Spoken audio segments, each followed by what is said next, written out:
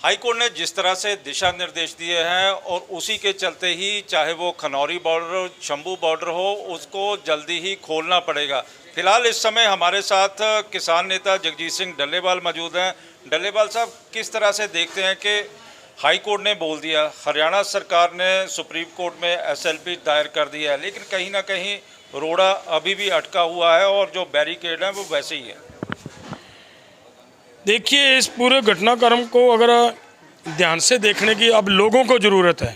हमारे जो व्यापारी भाई थे उनको देखने की ज़रूरत है। जो हमारे ट्रांसपोर्टर भाई थे ये उनको देखने की ज़रूरत है कि ये रास्ता ना किसानों ने पहले रोका था, ना किसानों ने अब रोका, ना किसानों की रास्ता रोकना कोई भावना है। हम किसान 13 तारीख को आए हैं यहाँ पे और ये बैरिकेड 6 तारीख को हो जाते हैं, तो इसका मतलब रोड तो पहले भी सरकार ने रोका, रोड बाद में भी अब सरकार छोड़ने के लिए तैयार नहीं।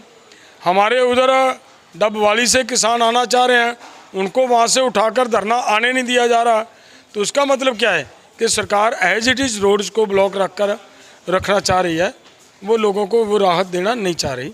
लेकिन यदि सुप्रीम कोर्ट से सरकार को राहत नहीं मिलती है तो रास्ता हटा दिया जाएगा, तो उसके बाद आपका क्या प्रोग्राम है और पूरी तैयारी कहाँ तक आपने कर ली है? देखिए, हमारा ये है कि हमने सभी हमारे साथियों को निवेदन किया और आपके चैनल के माध्यम से भी हम सभी को रिक्वेस्ट करेंगे कि हमारा दिल्ली जाने का जो कार्यक्रम है वो हमें कोई चाव नहीं है कि हम दिल्ली जाकर बैठना है।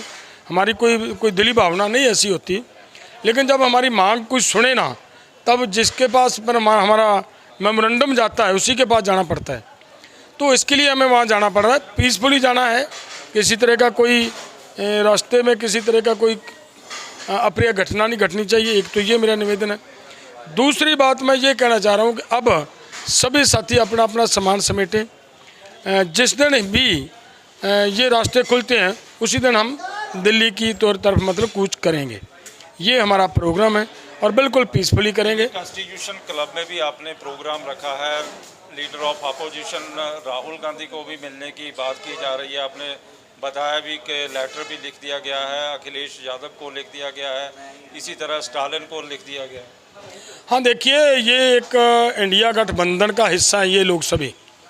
इन्होंने लोगों के साथ चुनाव से पहले एक वायदा किया था कि MSP की गारंटी का कानून भी देंगे, डॉक्टर स्वामीनाथन की रिपोर्ट C2+50 से भाव का फसल का भाव देंगे और किसानों की ऋण मुक्ति के ऊपर CACP को विधानक दर्जा देंगे। ये बातें उन्होंने कही थी।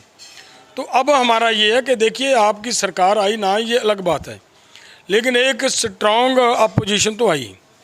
आपकी एक जिम्मेदारी बनती है कि इसके ऊपर अब आप प्राइवेट मेंबर बिल लेकर आएँ और उस बिल के माध्यम से हमारी बात पार्लियामेंट के अंदर ज़ोर से उठे।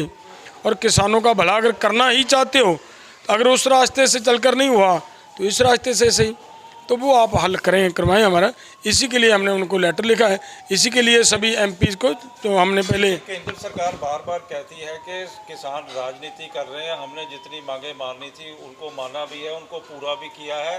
इसी तरह एग्रीकल्चर मिनिस्टर ने भी पार्लियामेंट में स्टेटमेंट भी दी।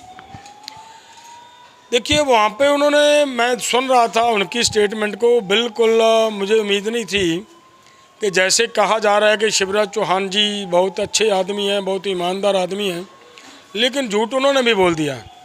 उनको पता ही नहीं कि किसानों को जो MSP मिल रही है, उन्होंने ये बोला है कि हम C2+50 के हिसाब से किसानों को MSP दे रहे हैं, डॉक्टर स्वामीनाथन की सिफारिशों के अनुसार दे रहे हैं।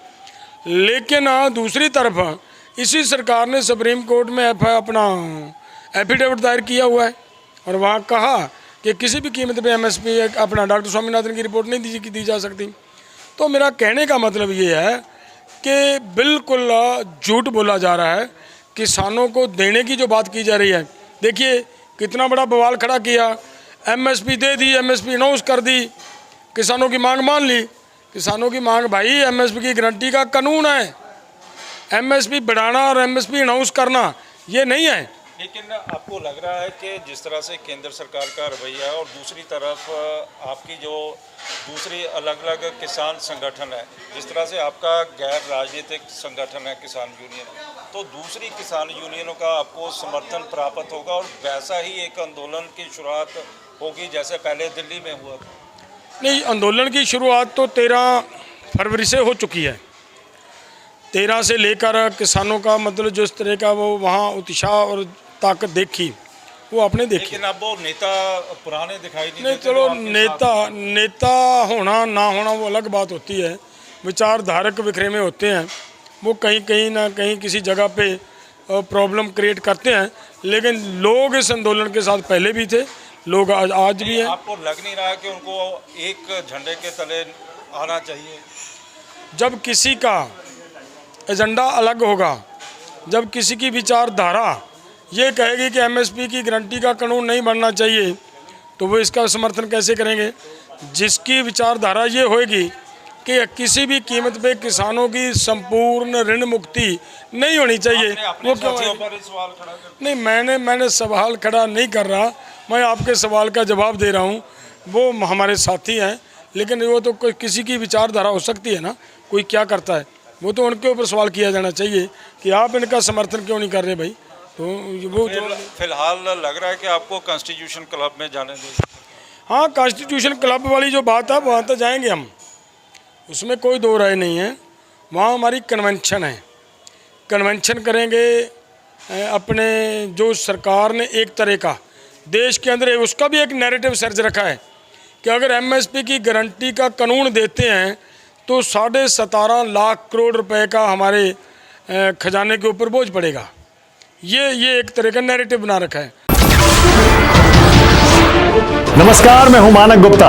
अगर आपको हमारा ये वीडियो पसंद आया हो तो इसे लाइक और शेयर जरूर करें, और हाँ, हमें सब्सक्राइब और फॉलो करना ना भूलें ताकि आप देश और दुनिया की कोई खबर मिस ना करें। तो जुड़े रहिए हमारे साथ और देखते रहिए न्यूज़ 24।